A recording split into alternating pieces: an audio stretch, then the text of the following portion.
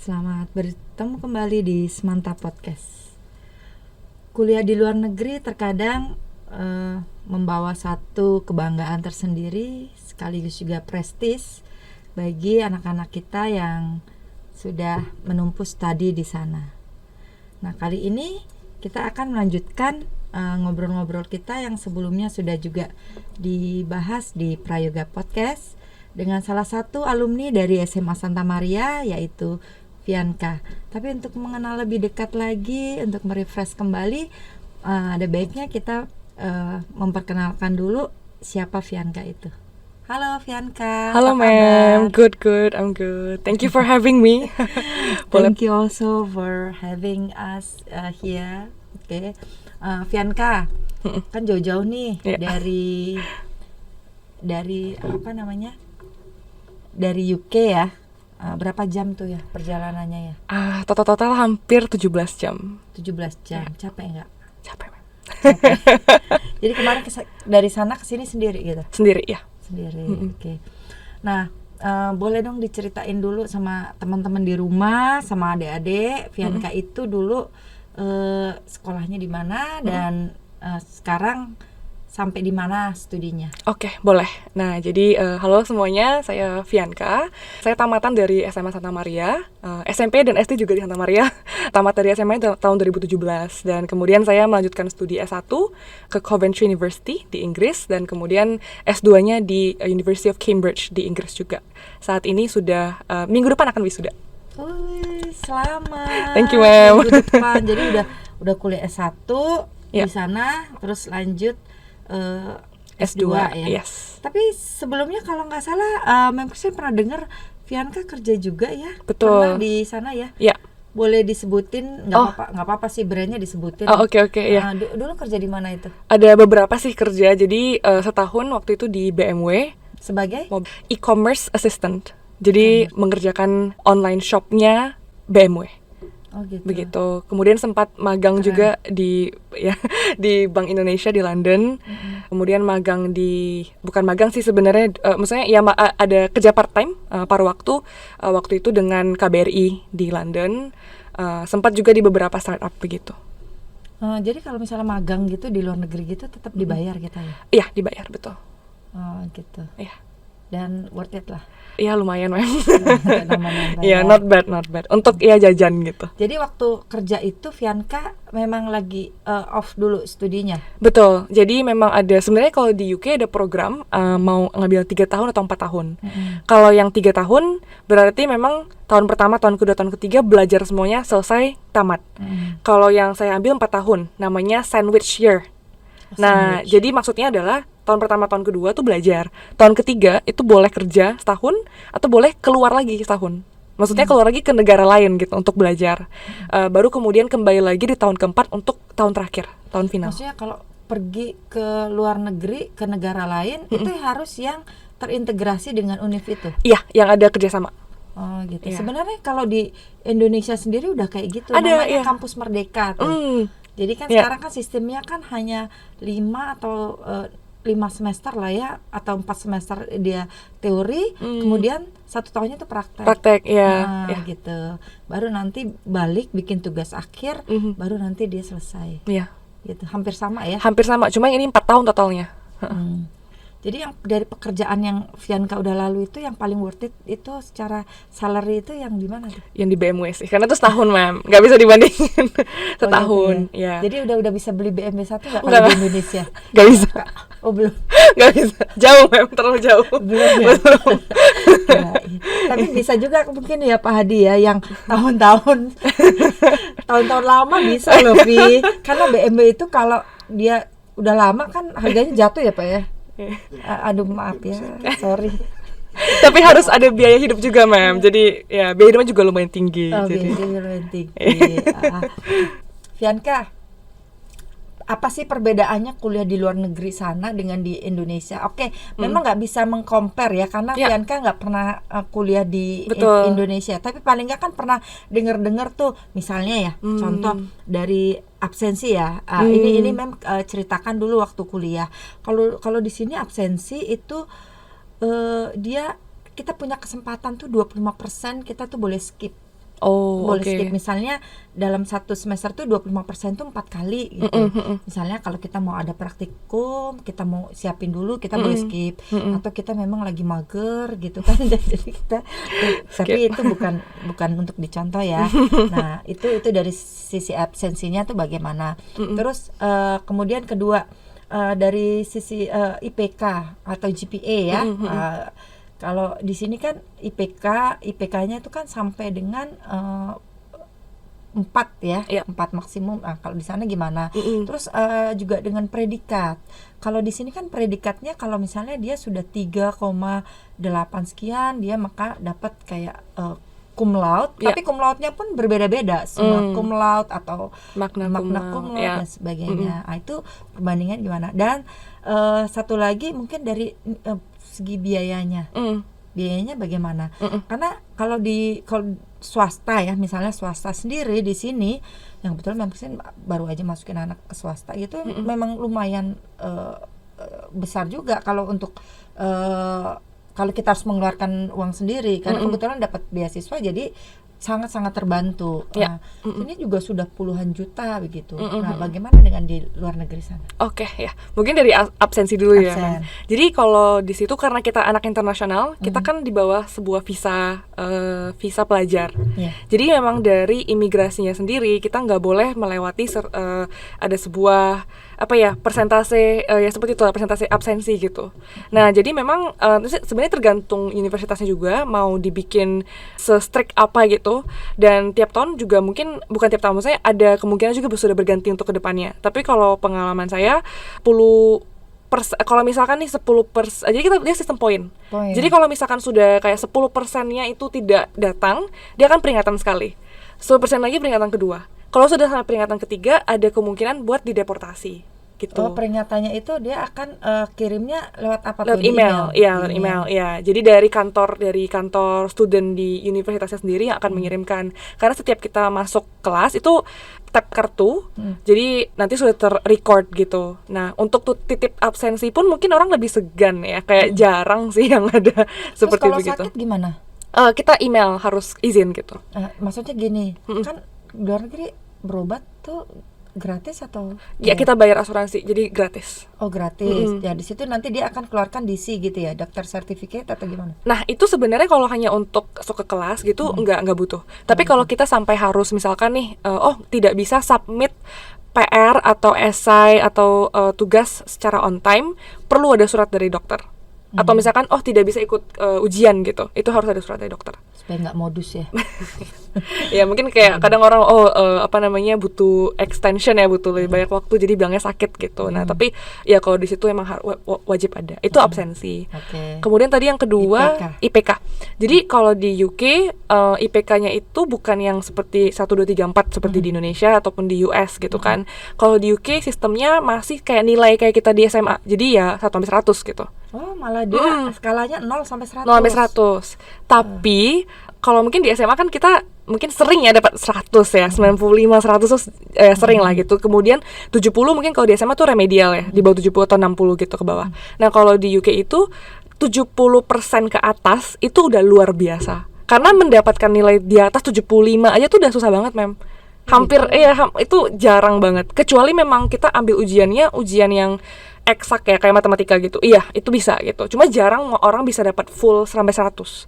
Nah, karena kebanyakan di situ tugasnya tuh menulis esai. Jadi kan itu sangat bisa dibilang subjektif ya. Tidak ada yang kayak kalau misalkan kalian nulisnya mengikuti ini apa segala macam bisa dapat 100 gitu. Karena kalau esai biasanya 70 pun tuh sudah bagus banget. Nah, itu 70 ke atas itu namanya first class.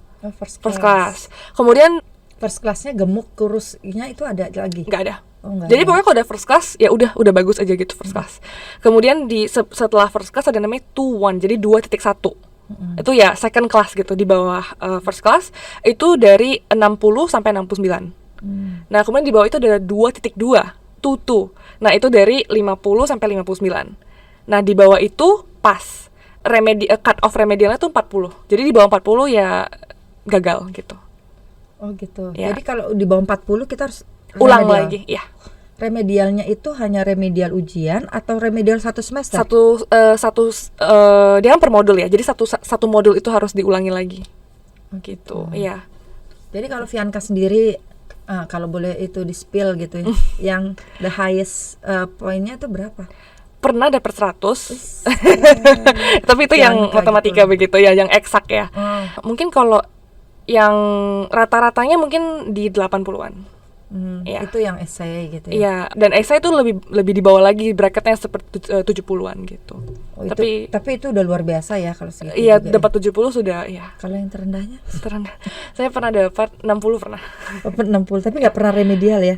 Untungnya nggak pernah. Oh, puji Tuhan. Iya.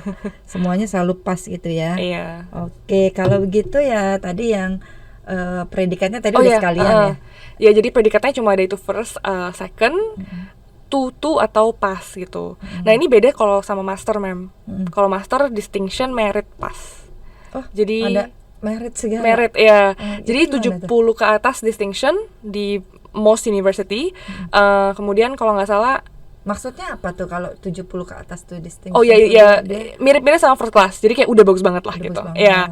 Nah, di bawah itu kalau nggak salah 60 sampai 69-nya itu merit kalau nggak salah. Kemudian baru yang sisanya pass gitu. Kenapa istilahnya merit ya? Iya, juga kurang tahu. Happy gitu ya. Merit MERIT gitu. Ya. Oh, merit. Merit. Iya, merit. Iya. Merit menikah bukan? Iya. Iya, itu kalau di S2. Nah, mungkin kalau yang lain sih, kalau misalnya di Indo ada kayak magna cum laude, summa cum laude, di situ nggak ada. Jadi langsung yang best graduate. Jadi lulusan terbaik. Seperti itu. Kebanyakannya. Gitu. Kalau waktu S1 tadi kalau nggak salah ya, Vianka nyebutin Vianka adalah pemuncaknya itu. The best. The best graduate, ya kan?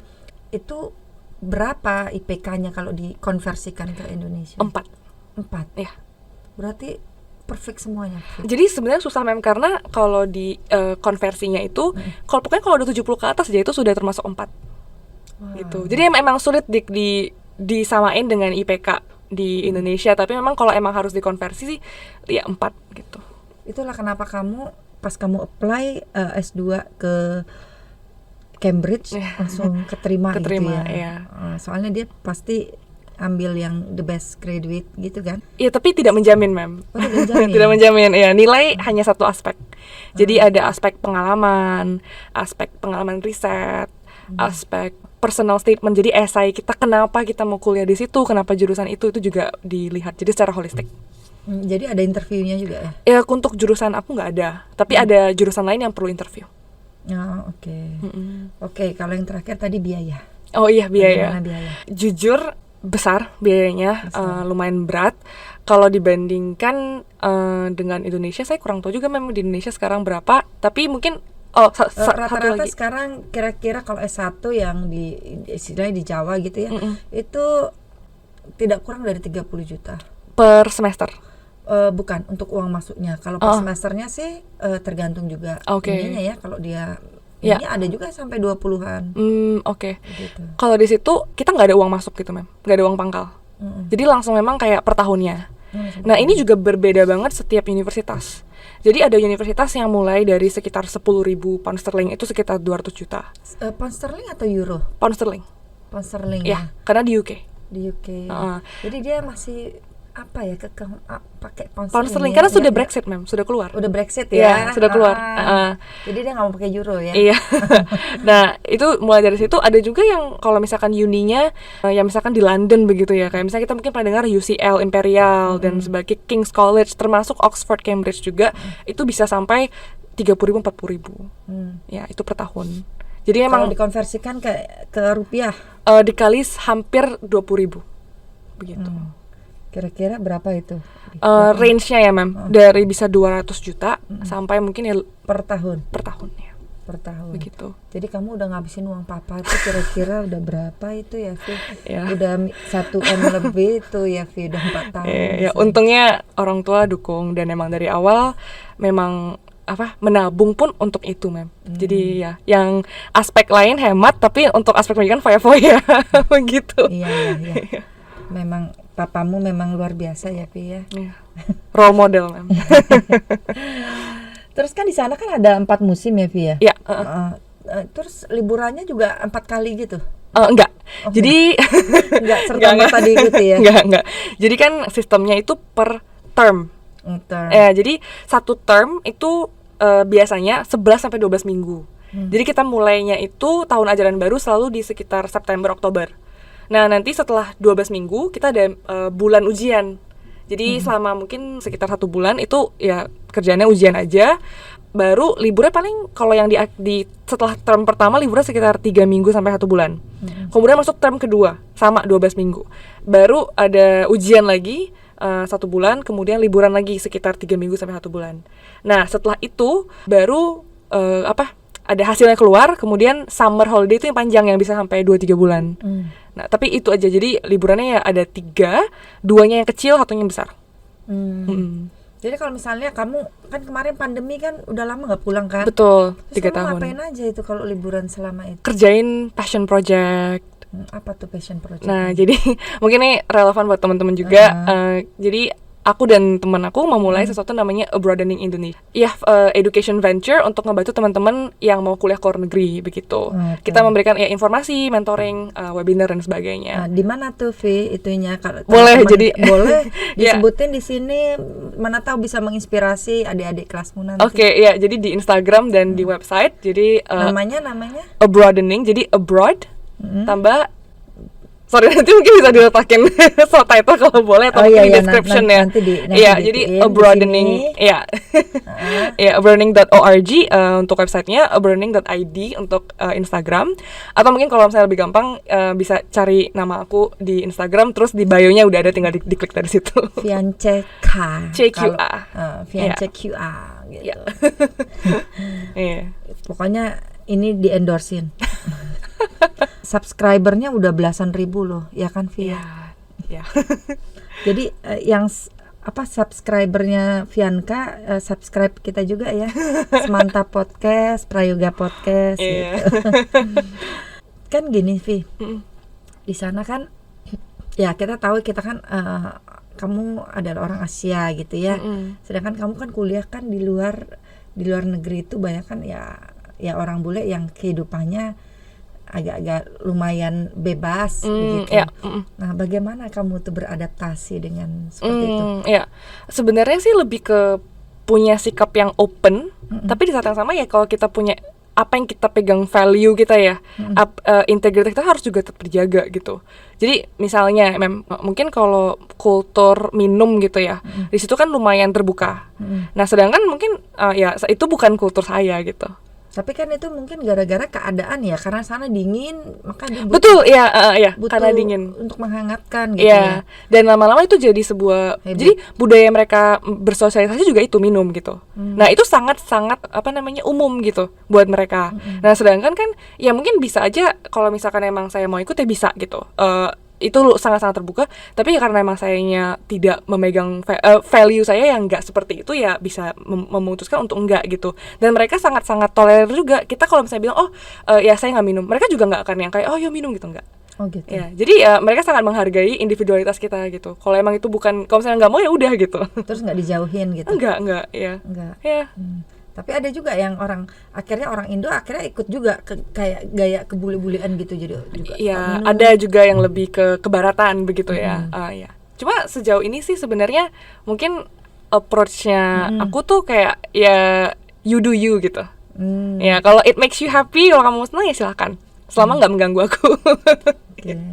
Itu kan kalau dari segi tadi kayak kebiasaan suka minum. Nah, bagaimana pergaulan yang misalnya relationship lah gitu, love relationship? Kebetulan sih saya nggak ada pengalaman, Mem. Jadi nggak bisa komen. Kalau maksudnya teman, misalnya teman, apakah memang mereka kehidupannya emang vulgar itu atau bagaimana? Enggak juga sih, Mem. Enggak ya. Mungkin itu stereotip ya. Kalau mungkin karena kita lihatnya dari film kan, atau dari mungkin ya kurang tahu sih. Kalau misalnya aku juga tadinya punya stereotip itu, tapi karena ya mungkin media yang kita konsumsi kan. Tapi ketika saya punya teman di situ, enggak sih, kayak jarang banget gitu. Dan mungkin Inggris itu kan juga sebuah negara yang Kristennya lumayan juga strong. Nah, jadi sebenarnya saya juga ketemu banyak orang yang sangat-sangat berpegang teguh sama itu gitu. Dan ide bahwa mereka sangat-sangat terbuka, sangat vulgar apa segala macam, menurut saya itu nggak representatif untuk semuanya. Kita nggak bisa generalisasi begitu. Oh, gitu. Iya. Ya jadi balik lagi ya, nggak Iya. usah di sana, di sini pun juga Benar, iya. juga Mungkin bisa kayak gitu. di sini lebih tertutup aja, mungkin orang tidak membicarakan, mungkin begitu. atau nutupin sendiri, Iya. kita diam-diam padahal Iya. di belakang gitu ya. Mungkin satu hal yang saya sangat belajar dari situ sih, mereka orangnya terbuka untuk hal-hal baru dan mereka kayak nggak pedulian gitu mem sama orang lain. Jadi kamu, jadi misalnya kita jalan gitu ya, ada satu orang yang misalkan dia cat rambutnya tuh warna hijau neon gitu, kukunya hijau neon, kayak ya udah orang malah Biasa berhentiin, dan berhentiin bang, wah you're so cool, kamu keren banget gitu. Orang-orang nggak, ya orang kayak biasa aja gitu. Kamu mau jadi diri sendiri pun ya silakan gitu. Kalau di sini langsung dicebe-cebe Dilihat kan gitu kayak iya. Gitu Itu sih yang saya sangat-sangat appreciate budaya itu. Mereka, saya sering banget juga kadang misalnya pakai baju apa ya, terus mereka bilang misalnya pakai batik tuh sering banget mem di jalan tuh pasti kayak this is so pretty gitu, oh ini bagus banget gitu. Dan terus aku juga oh ya ini batik dari Indonesia begitu. Mereka sangat bisa appreciate yang begitu. Oh, mereka suka yang etnik gitu. Iya, atau secara general kalau ada yang berbeda mereka malah bisa kayak, mereka nggak malu untuk bilang kayak itu keren banget gitu. Oh itu bagus gitu depan kita langsung. Tapi kalau kamu pernah nggak, kan kita pernah ya waktu itu live in ya kan? Iya di Magelang, di Muntilan. Ya, Muntilan. Iya. Itu kan ramah-ramah banget orangnya. Kalau kamu nemukan nggak di kayak gitu di sana? Ada juga, iya. Ada juga, iya. Yang misalnya kalau ketemu itu langsung, misalnya kamu nggak tahu jalan, terus langsung kamu nggak nanya pun dikasih tunjuk. Gitu. Iya, ada juga yang seperti itu. Oh gitu. Iya. Jadi kalau dibilang orang luar sana mereka itu terlalu nggak peduli sama orang, lu mau masuk ke jurang kayak itu nggak benar banget ya. Ya nggak bisa generalisasi sih mem. Ya. Mungkin ada 1-2 yang begitu, cuma kalau sejauh ini sih kalau ada minta bantu pasti ada yang bantuin gitu. Jadi waktu selama Vianka di sana apa yang paling Vianka sulit beradaptasi dulu waktu awal-awal deh? Awal-awal ya, mungkin lebih ke makanan. Bukan. Ya makanya iya, cuma mungkin yang paling sulit itu malah nyari temen. Mungkin karena efek kan aku kan bukan SD SMP SMA di Santa Maria ya. Ya temennya itu aja kan. Kayak selama 12 tahun taunya orang yang sama, enggak pernah keluarga gitu. Bener ya, udah kayak oh ya aku kenal dia dari sejak kelas 1 SD gitu, dari zaman dia masih kecil sampai sudah dewasa begitu, kenal sama orang yang sama. Jadi mungkin karena akunya stay di tempat yang sama, sedikit pengalaman yang kayak harus mengenalkan diri sendiri ke orang lain, yang kayak pengen ada teman baru gitu, karena temennya ya rata-rata sama gitu kan. Nah itu yang awal-awal sangat-sangat susah gitu, bahkan untuk sama sesama Indonesia, teman-teman itu juga agak susah, belum lagi sama teman-teman lokal, maksudnya orang-orang Britishnya yang mungkin budayanya juga beda gitu. Model cara berteman juga berbeda begitu. Itu sih yang awalnya tapi mereka susah. Welcome kita gitu. Iya benar, welcome ya. Meskipun warna kulitnya beda gitu. Karena sebenarnya di UK itu sangat beragam juga gitu. Kalau misalkan kita ke London, wah itu so diverse mem. Kita mau lihat orang dari Asia, dari Jepang, Cina, Korea, dari Indonesia banyak juga, dari Afrika juga banyak juga, dari Eropa Timur, Eropa Barat, pas segala macam banyak. Jadi very diverse. Karena wali kota di Inggris pun bukan orang dari British asli, iya kan? betul ya. Ada juga orang dari Timur Tengah, ya kan? Ya. Gitu ya. Oke. Kalau tentang dosen-dosennya gimana Vi? Kalau dibandingkan dengan SMA ya. Kalau kebetulan gini, kalau dulu Mem Christine kebetulan kan kuliah di sastra Inggris. Oke. Dulu masih banyak tuh dosennya itu yang dosen yang native. Oke, iya. Masih inget tuh dosennya tuh orang Norway ya, Norwegia, yang ngomongnya tuh yang susah gitu, dia ngomong apa gitu. Jadi kami tuh kalau dengerin dia tuh hanya mencari kata kunci aja. Kata kuncinya apa gitu ya, misalnya enrichment, itu, terus nyari langsung di buku, dia berarti udah sampai poin sini gitu. Nah kamu itu waktu itu gimana tuh? Nah jadi karena aku tadi mention lumayan diverse kan mem, bahkan profesor juga diverse banget. Di tahun pertama aja profesor nih ya, aku mungkin bawa list, profesor mikroekonomi orang Itali, profesor matematika orang Polandia, profesor ekonomi kuantitatif itu orang China. Jadi dari mana-mana memang awalnya untuk Bahasa Inggris dengan dialek yang berbeda-beda. Betul, dan aksen mereka masing-masing kan. Jadi emang awal-awal butuh adaptasi, tapi lama-lama juga ya terbiasa gitu untuk karena kita tiap minggu kan ketemu mereka ya, jadinya lama-lama terbiasa. Dan mungkin satu hal yang aku lakukan juga rekam voice note. Ya karena apalagi awal-awal kan masih kurang ya, kayak karena nggak biasa pakai bahasa Inggris setiap hari. Jadi ketika rekam voice note pulang-pulang masih bisa didengarin lagi. Kalau ada yang kurang jelas, kita ulang lagi tadi bagian ini dia ngomong apa ya gitu. Kalau dulu kami cari kata kunci kan yang paling sering diucapin. Udah sampai di sini, karena kan awal-awal pasti dikasih tahu ya sama dosen kan, ini buku referensi yang dipakai, karena dia pasti akan ngomongin itu gitu ya. Dan kalau dulu ya, mereka itu sangat ini sekali mencoba mengingat nama kita gitu. Ya kan? Dia sangat berusaha sekali, effort banget untuk nginget ini siapa. Yang jelas kalau semakin kita aktif, dia akan semakin kenal kita. Gitu. Itu apa di sana juga seperti itu? Iya. Nah, tapi mungkin yang sama itu yang kalau kita aktif. Ya. Nah, karena kalau di situ kita ikutan lecture ya, kuliah gitu kan, kelasnya satu kelas bisa kayak 200-300 orang Jadi nggak mungkin dia bisa ingat semuanya satu-satu. Itu kalau kuliahnya umum ya, kelas besar ya? Iya, kelas besar. Kelas kecilnya ada kan? Ada seminar. Nah, itu kan sekitar bisa 20. Tapi kan dia juga mengajar banyak seminar, banyak kelas seperti itu. Nah, jadi kalau misalnya kita emang diam-diam aja, nggak pernah bertanya, nggak pernah aktif ikut diskusi, ya mereka nggak akan ingat kita.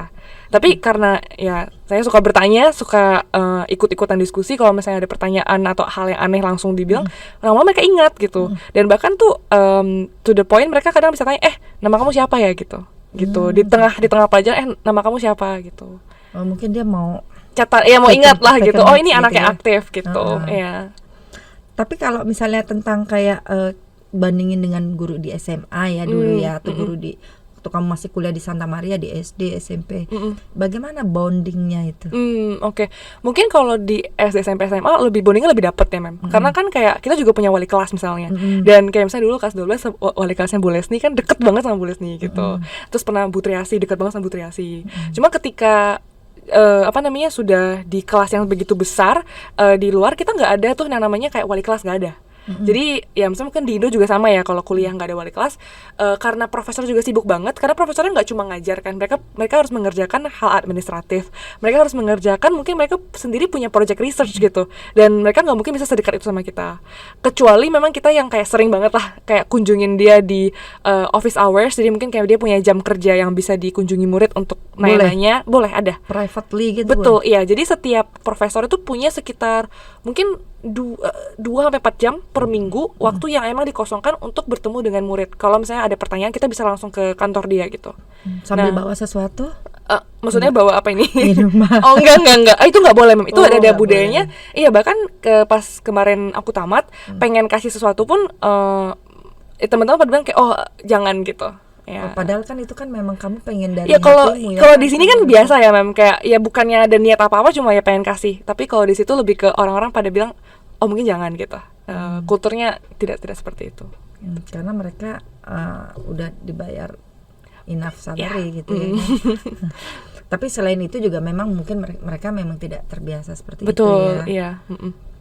Jadi kalau kamu bandingkan dulu waktu kuliah di luar dengan guru-guru di tempat kita, beda banget ya. Kalau di Santa Maria dia lebih dapat kamu ikatannya, bondingnya, karena juga kontaknya juga sangat sering kan Kita sekolah kan dari jam 7.30 sampai kalau dulu jam 2, sampai kadang ada pas kelas 12 ada les wajib ya kan, ada eskul. Jadi secara konstan sampai Sabtu kan juga kita sekolah kan Kalau itu kan Sabtu kan kosong, libur kan, weekend. Jadi belum lagi kalau ada project ya. Bener, itu ya. Iya, pensi kan juga sama. Dan sebenarnya nggak cuma sama dosen sih sama teman-teman satu kelas juga dulu lebih kompak waktu di sekolah daripada kalau udah masuk kuliah gitu. Mungkin kalau di Indonesia ada kayak BEM, ada Badan Eksekutif Mahasiswa, ada yang seperti itu lebih strong. Kalau di sana masih agak kurang gitu. Tapi ada juga perkumpulan kayak gitu. Ada, tapi biasanya lebih ke kayak ekskul gitu, Terus kamu ikut juga kayak BEM-nya di sana itu? Bukan BEM sih, tapi ada society-nya, ada ekstrakurikulernya ikut ya.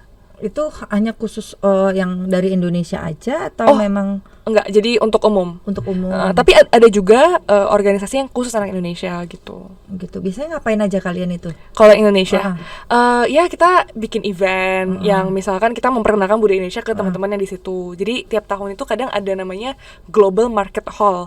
Jadi semua anak-anak internasional dikumpulin di satu tempat, di satu aula gitu. Masing-masing punya stand. Jadi masing-masing bisa kayak showcase apapun itu yang mereka mau showcase gitu. Jadi biasanya event kayak gitu atau enggak ya kumpul-kumpul bersama, misalkan Idul Adha makan bareng-bareng, Christmas makan bareng-bareng gitu. Terus masak apa namanya, misalnya kan makan-makan bareng-bareng itu bawa sendiri-sendiri potluck. Apa namanya? Potluck.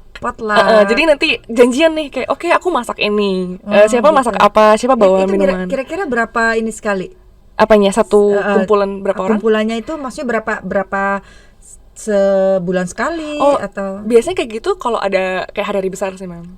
Ya misalnya kayak Natal atau tahun baru atau mungkin kayak akhir dari semester gitu-gitu. Lebih sering seperti itu sih.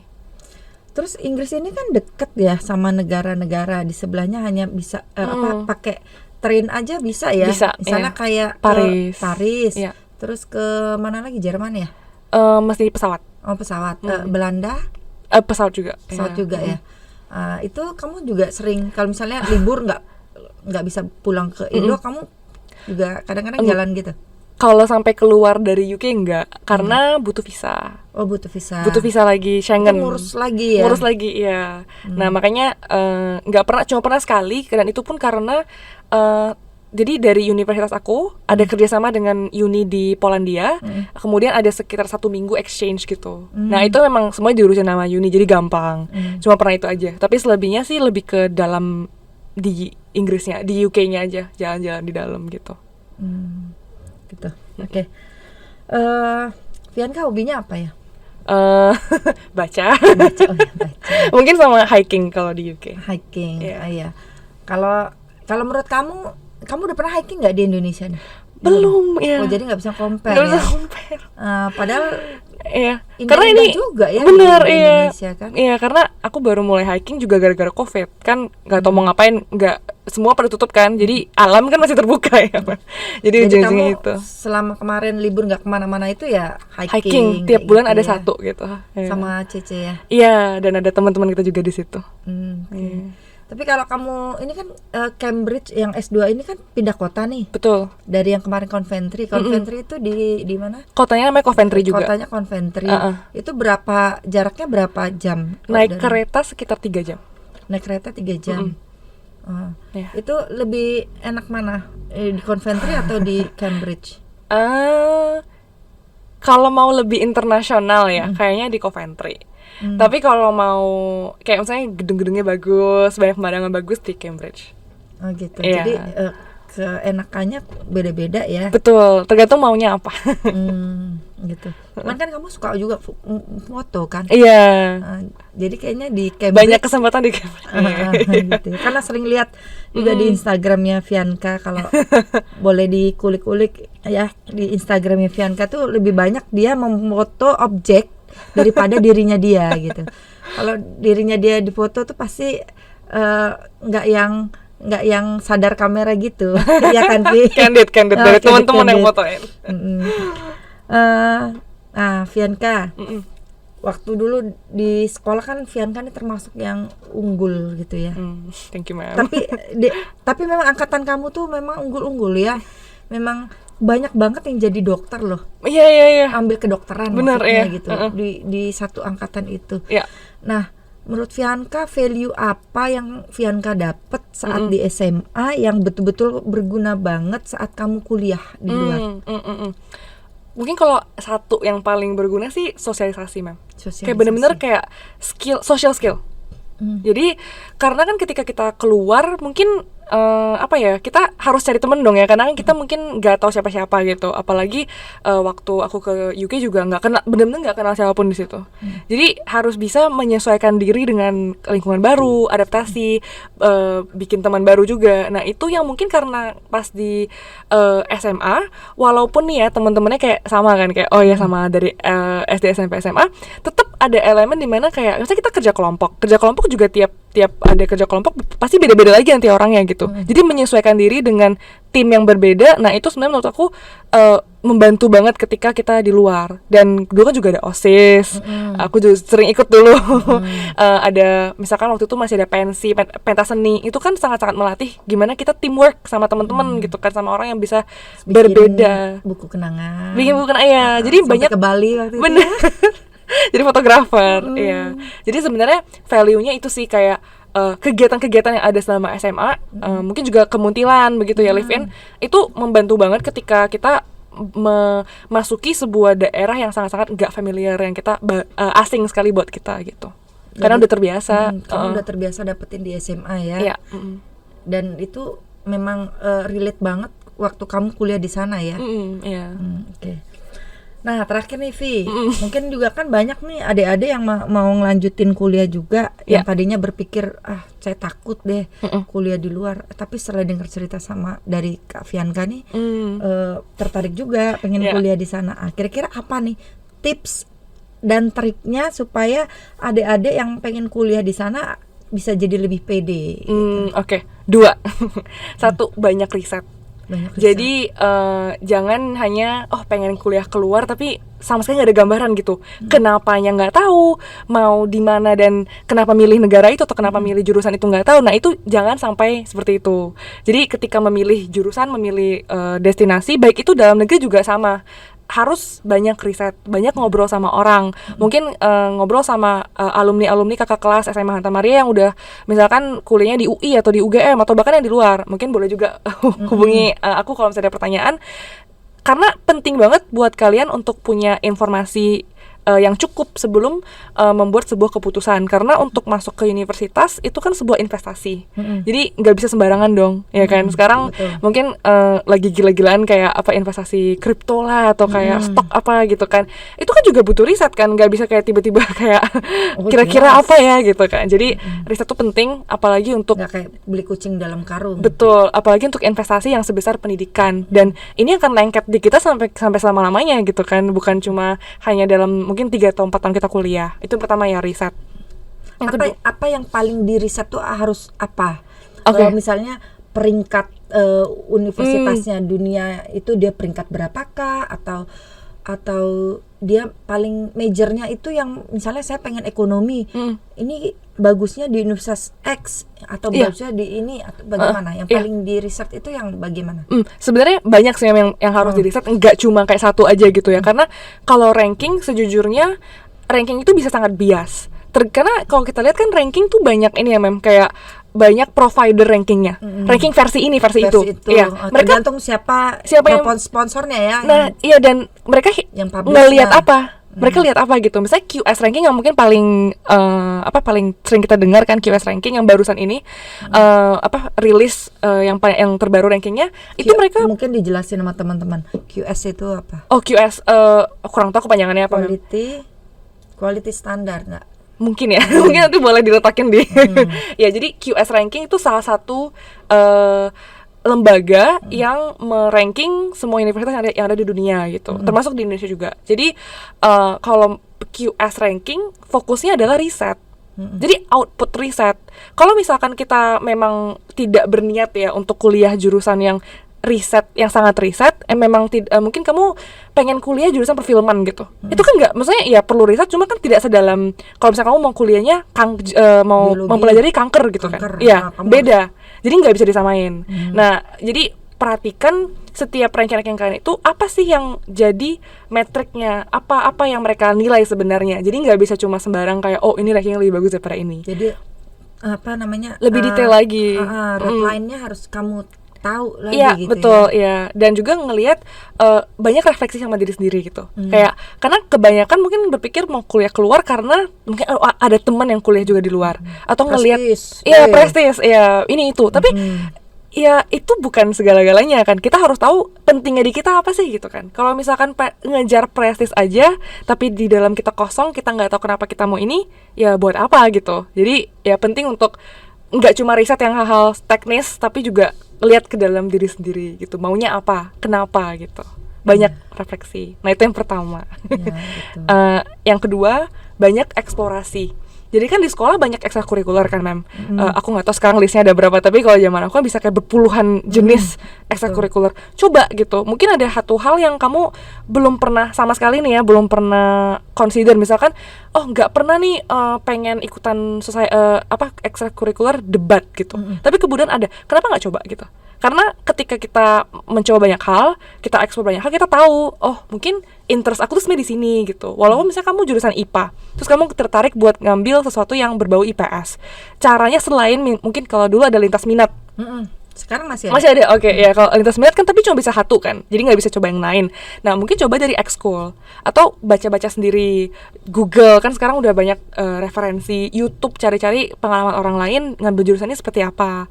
Terus kalau misalnya bisa volunteer untuk kerja, ada organisasi yang butuh orang untuk ngebantuin ini tuh, coba gitu. Karena dengan kita punya banyak wawasan dari mencoba ini tuh, kita kemudian bisa tahu kayak oke, mungkin jurusan ini yang terbaik buat aku gitu. Bukan yang orang tua aku suruh ini gitu. Terus plusnya kamu bisa mengupgrade diri kamu ya. Betul ya. Ada personal growth kan ketika kita mencoba banyak hal gitu.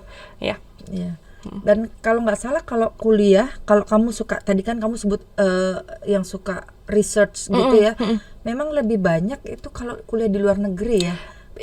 Yang mensupport secara banyak univ di luar negeri yang mensupport bagi yang suka riset. Iya. Gitu ya. Secara general iya, dan mungkin efek yang lain adalah kebanyakan ketika kita melihat bidang studi apapun itu, pionirnya mungkin dari luar negeri gitu kan. Dan ketika kita keluar itu, kita bisa benar-benar langsung belajar sama pionirnya. Jadi misalnya kenapa waktu itu aku memutuskan buat apply S2 ke Cambridge, karena aku baca buku ditulis oleh namanya Profesor Ha Jun Chang, orang Korea yang sudah ngajar di Cambridge selama 20-30 tahun. Dan waktu itu pengen banget diajarin sama dia. Makanya terus ketemu nggak? Ketemu, diajarin. Oh iya. Pernah ngobrol. Apa mata kuliahnya? Mata kuliah development ekonomi, ekonomi pembangunan. Apa yang membuat kamu, triggernya kamu mau masuk si Cambridge gara-gara dia tuh? Ada efeknya apa? Karena dia. Jadi karena ketika membaca buku dia, karena kan background S1 aku ekonomi, ya kan Mem. Terus ketika baca buku dia juga tentang ekonomi, tapi perspektifnya beda gitu. Dia bisa mengkritik apa yang selama ini aku pelajari di S1 gitu. Jadi kayak wah ini aku suka perspektifnya, pengen belajar langsung sama orangnya. Nah karena itu jadi mungkin karena yang penulis-penulis seperti ini atau periset, jadi researcher yang seperti ini memang udah base-nya di luar negeri, dan mereka juga mengedepankan research, mungkin karena itu lebih gampang ketika kita emang suka riset atau ketika kita pengen belajar langsung nih dari orang yang selama ini kita cuma bisa baca di bukunya doang nih, bisa langsung belajar sama orangnya. Senang gitu. Ya sampai ada foto bareng juga waktu itu. Oh iya. Seneng ada banget. Di Instagramnya nggak? Enggak, tapi itu bisa dikasih kalau misalnya mau di attach. Boleh. Terus Bianca sendiri nanti setelah ini kan udah mau wisuda ya. Yeah. Nah setelah itu apa nih ceritanya? Next plan-nya tuh apa? Sejujurnya masih banyak kayak mengconsider beberapa jalan. Nah mungkin belum udah banyak dapat offering juga dong pasti. Masih proses. Belum. Iya, cuma memang ada beberapa jalan yang mungkin bisa membawa aku ke tempat yang sangat berbeda. Jadi sekarang lagi diprosesin dulu, belum bisa dikasih tau fix-nya. Akan ngapain. Kalau bisa sih ya, hopefully tuh yang lulusan kan kebanyakan gini, Vi. Justru orang-orang Indonesia yang kuliah di luar negeri itu sebenarnya banyak orang-orang yang unggul, yang akhirnya mereka di maintain sama orang sana, kerja sama orang sana. Makanya dibilang sama Pak Jokowi, ayo naturalisasi, balik lagi gitu kan. Disuruh naturalisasi. Apa namanya itu Pak? Kalau orang yang di luar terus kerja di sana tuh ada itu istilahnya tuh. Yang disuruh pulang lagi akhirnya sama Pak Jokowi, karena dia, kamu hebat tapi harusnya kamu bisa berbuat banyak lebih untuk orang Indonesia, untuk bangsa kamu, tapi kenapa kamu masih tetap di sini gitu. Nah, insentif sih Mam. insentifnya Insentifnya, apa gitu kan. Mungkin gitu. lebih diapresiasi di luar. Nah, itu mungkin ada atau mungkin ada mungkin orang-orang ini, ada sebagian orang yang kerja di industri yang di Indonesia masih belum berkembang. Jadi mau pulang pun sebenarnya akan jadi malah nggak kepake gitu, Mem. Gitu. Karena kurang support gitu ya, Iya. baik dari bukan Infrastrukturnya, dari infrastrukturnya. betul, iya. Sebetulnya paling banyak tuh kita kurang di infrastruktur ya. Contoh lah kayak Bu Sri Mulyani itu kan. Bu Sri Mulyani itu kan luar biasa pintarnya, itu Iya. udah gubernur apa namanya World Bank, segala. iya. Tapi karena disamperin sama Pak Jokowi, ayo Ya, balik. pulang. Akhirnya jadi menteri gitu. Iya. Jadi harapannya Fianca kalau bisa kayak gitu ya. Didoain ya, Mem. Tapi katanya ini Pak, cita-citanya Fianca mau kerja di BI loh. Bu Sri Mulyani mudah-mudahan denger ini ya Bu. Ini salah satu SDM yang luar biasa dari SMA Santa Maria. Iya, nanti kita mention ya Pak ya. Oke, baiklah, kita sudah sampai di akhir cerita kita ngobrol-ngobrol dengan Fianca. Jadi bagi adik-adik, bagi kalian semua yang mau melanjutkan kuliah di luar negeri, nggak usah kalian khawatir, tetap percaya diri. Yang paling penting adalah tadi ya, research.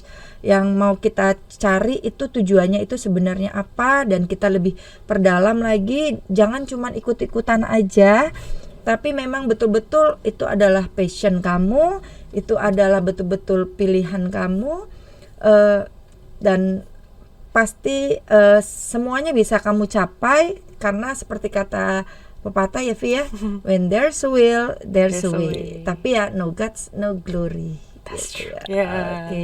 Oke, kayak gitu aja kita obrolan kita saat ini dengan Fianca, yang minggu depan udah Kembali terbang lagi ke Inggris ya, Iya, sama papa mama untuk wisuda. Ya. Selamat ya Vi ya. Thank you, Ma'am. Nanti ditunggu celebrationnya di Indonesia. Siap. Oke. Baik, selamat siang semuanya. Thank you.